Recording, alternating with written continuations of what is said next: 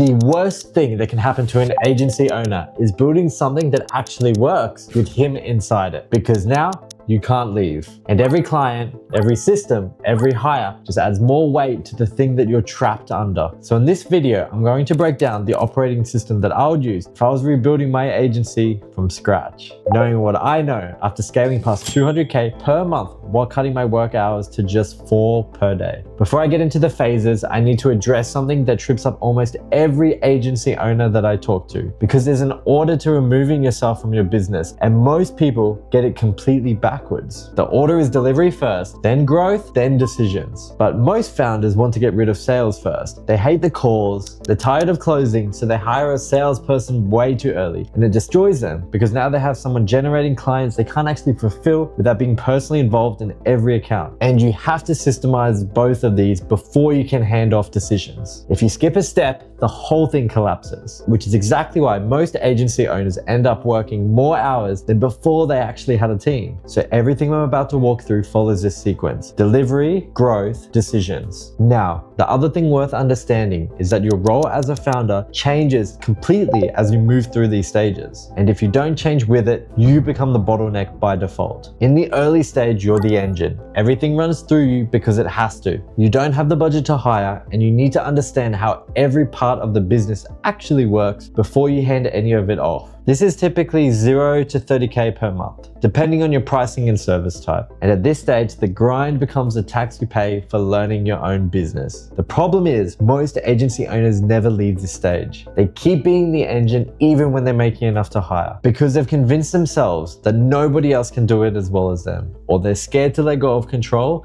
or they've never built anything systematic enough for someone else to step into. The next stage is what I call the architect. This is roughly 30 to 80K a month, and your job shifts from doing the work to designing how the work gets done. You're creating the blueprint that everyone else is to follow. You're building the systems instead of being the one that executes the tasks. And at this stage, you should be mostly out of delivery, if not completely out. You're not the one running campaigns. You're not the one managing client accounts. You've got people doing that, and you've built enough processes around it so they can operate without checking in on you with every decision. This brings me to the final stage of owner. This is 80K plus per month. And when you stop being the architect and start being the person who occasionally reviews the blueprints, and instead of designing systems, you're now overseeing the people who design the systems for you. So your job becomes making a handful of decisions that actually change the trajectory of the business and nothing else. And even for me, it took longer than it should have, because I made every mistake I'm about to help you avoid. Because chances are you're watching this because you've already done the basics. You've got clients, you niche down, you raised your prices. So I want to address one thing that becomes a serious problem later if you get it wrong early. Listen, we have clients paying us over $20,000 a month for Google Ads alone. This was only possible because we productized around a specific outcome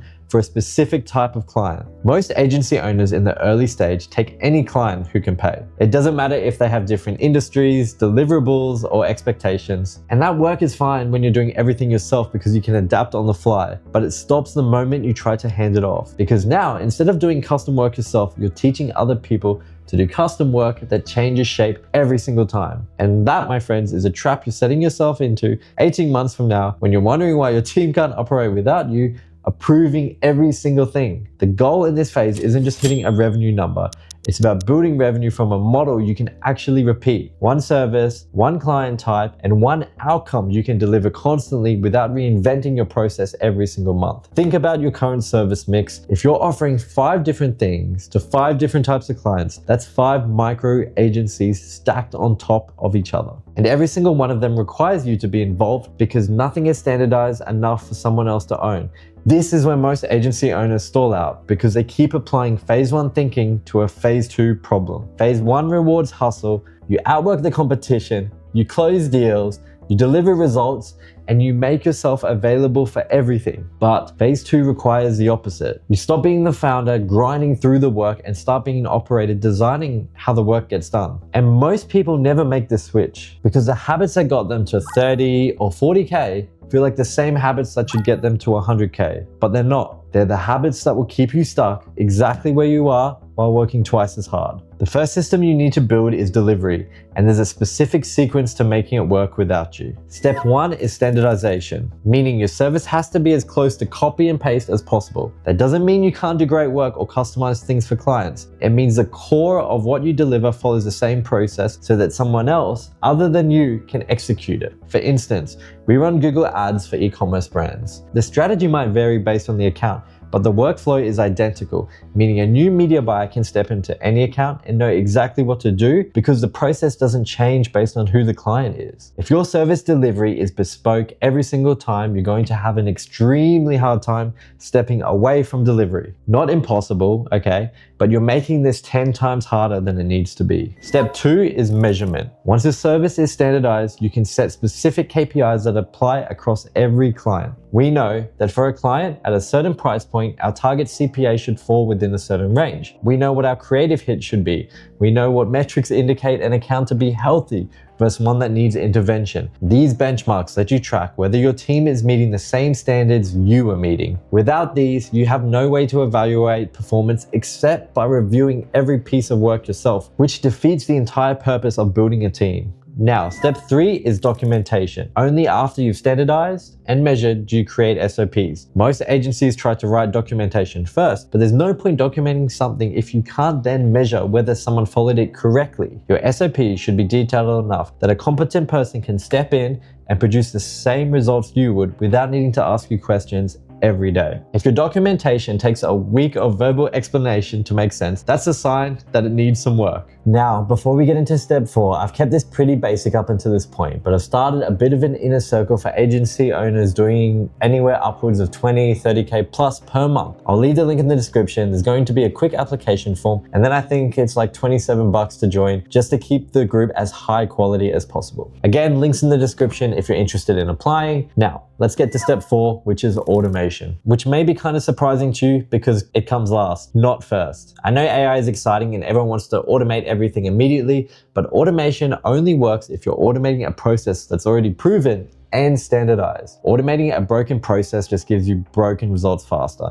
We've automated onboarding, parts of our creative analysis, our reporting, and we only did that after the manual version was working consistently. The goal of automation isn't to save time at any cost. It's to remove human error from processes that are already producing results. Step 5 is management. Once all these things are in place, you bring someone in to run it. The temptation is to hire a manager first and have them figure everything out, but nobody understands the micro nuances of your business like you do. You build the system, you prove it works, and then you hand it off to someone who can maintain it. The best managers are usually the people you promote from within. Someone who's been doing the work, understands the standards, and has grown inside the company. They already know how everything operates because they've been operating it. Now, the other thing I would fix is pricing. Most agencies run on monthly retainers, and monthly retainers are fine, but they're a terrible model once you're past the foundation stage because you're essentially charging for time, not for value. And when you charge for time, your revenue is always capped by how much time you can sell. We charge a percentage of ad spend tied to a performance floor. Our clients give us a target return on ad spend, meaning as long as they get a certain amount of dollars back for the dollars that we put inside the ad platform, we can keep spending more and more and more money. And the more we scale, the more we bill. This does two things. It aligns our incentives with the client's actual goals, and it removes the ceiling on what we can earn from each account. Some agency owners hear this and get nervous, starting to think, what if you don't hit the target? Or what if your client's business has problems you can't control? But if you're confident enough in your delivery, you tie your compensation to the results. That's the problem you need to solve, not the pricing model. I walk into sales calls offering this with full confidence because I know what our backend can do. If you can't say the same, fix your operations before you worry about growth. The last piece of this phase is systemizing your proof. Your experience means nothing to someone who's never worked with you unless you can demonstrate it in a way that lands. Every win needs to become a documented asset. Case studies with real numbers, testimonials that speak to outcomes, before and after comparisons that make value obvious without you having to explain it or oversell yourself. And unfortunately, most agencies treat this as a nice to have. But this is the foundation to every sales conversation you'll have from this point forward. And it becomes critical when you eventually hand off sales to someone else. They need proof of assets they can point to because they don't have your track record to lean on. Once your delivery is systemized, you can focus then on growth. And the approach here is counterintuitive. Most agency owners think scaling means more channels, more outreach methods, more content platforms. But that's phase 1 thinking applied to a phase 3 problem. The growth systems that actually work is what I call rule of 1. You focus on 1 outbound channel, 1 inbound channel, and 1 paid channel. For outbound, pick one that's actually working: emails, DMs, cold calls, whatever. Master that single channel instead of spreading yourself across 4 methods that all produce mediocre results. Now for inbound, pick 1 content platform and actually commit to it. LinkedIn, YouTube, Instagram, whatever fits your niche, but just 1. And let that sink in, because agency owners I see winning are not posting everywhere and getting traction nowhere. They're focusing on dominating a single platform instead of spreading themselves too thin. For paid, it's usually Meta. Google can work too, but it tends to be expensive for agency services. Meta lets you scale predictably once you have the creative and targeting dialed in, and then you add partnerships. Referral partners who serve the same clients with complementary services, like software partners in your niche. Client referral programs that incentivize your existing accounts to send you business. This entire growth system can be run by 1 business development lead, 1 SDR handling outreach, and 1 closer taking calls. And there are agencies doing 6 figures a month with exactly this structure without a massive sales team. The key is that your SDR can work across multiple channels. They can handle outbound, but they can also follow up on inbound leads from content. The closer takes all the qualified calls regardless of where they came from. And your paid ads are managed by your existing media buying team since you're already running ads for clients. But most agencies overcomplicate this. They hire too many salespeople too early, spread themselves across too many channels, and end up with a bloated growth operation that produces worse results than a lean team focused on running a system. By this point, you've got a delivery system systemized and growth predictable. But that doesn't mean you're not the bottleneck anymore. You still are. It's just that you move from day-to-day work to decisions. Because every escalation routes to you, every big call requires your input, and your team has their systems but don't have the authority to run them independently. This is the hardest part for most founders because it requires letting go of control. And your control is what got you here in the first place. Now, the first move is hiring a closer who can run your sales process and close deals using the positioning and proof that you've already built. This is hard because sales always feels personal. You build these relationships, you know the pitch better than anyone else. But if your sales process requires you to be in the room, you have a founder doing sales. And that has the same ceiling as a founder doing delivery. So document everything from positioning to objection handling to price conversation. Turn your instincts into a system someone else can execute. And though it feels scary at first, it frees your attention up to the highest leverage work at this stage, which is building infrastructure that replaces your judgment. And this, my friends, is where AI changes the game, but not in the way most people talk about it. Most agency owners actually use AI just as a tool. Write copy faster, generate reports, and save a few hours here and there. I mean, that's fine, but real leverage is built when AI replaces the things that used to require your direct involvement. We built a system that pulls every conversation from our client Slack channels and compresses it into one daily report. For instance, I don't read Slack anymore. It's muted. I don't check threads. I don't get pinged on questions. I don't spend my day scanning for problems. I read one summary at the end of the day that tells me exactly what needs my attention and what doesn't. That alone saves me 2 to 3 hours daily. And more importantly, it saves me the mental drain of constant interruption. Because when you're context switching every 10 minutes, you never get above the weeds long enough to see where the business is actually heading. Before this system existed, if I wanted to know what was happening with a client, I had to dig through messages or get on a call with my team. Now, that information comes to me already filtered and organized in a format I can actually use. That's the difference between AI as a feature and AI as infrastructure. Now, the other thing that makes stepping back possible is having complete clarity on your numbers. And I mean complete. We use what I call a CEO dashboard. It's a single sheet that tracks 2 to 5 KPIs for each department. So metrics for delivery, metrics for growth, metrics for operations, all color-coded so I can glance at it and immediately know what's green, what's amber, and what's red. Green means we're hitting targets, amber means there's work to do, and red means there's something that needs my immediate attention. This dashboard feeds into a live P&L that shows exactly where the money is coming in and where the money's coming out. I can see profit margins, I can see lifetime value, I can see acquisition costs all updated in real time. The reason this matters for removing yourself is psychological. Most founders can't step away because they don't actually trust things are running properly without them, right? They don't have visibility into the actual performance of the business, so they stay involved in everything just to make sure nothing's breaking. It's completely normal. But when you have a dashboard that shows you exactly how every part of the business is performing, the anxiety disappears. So you don't need to micromanage because you can see the numbers. If something's off, it shows up on the dashboard. If everything's green, just leave it alone. Now, the final piece is having the right people in place to actually run things. The structure is simpler than most people think.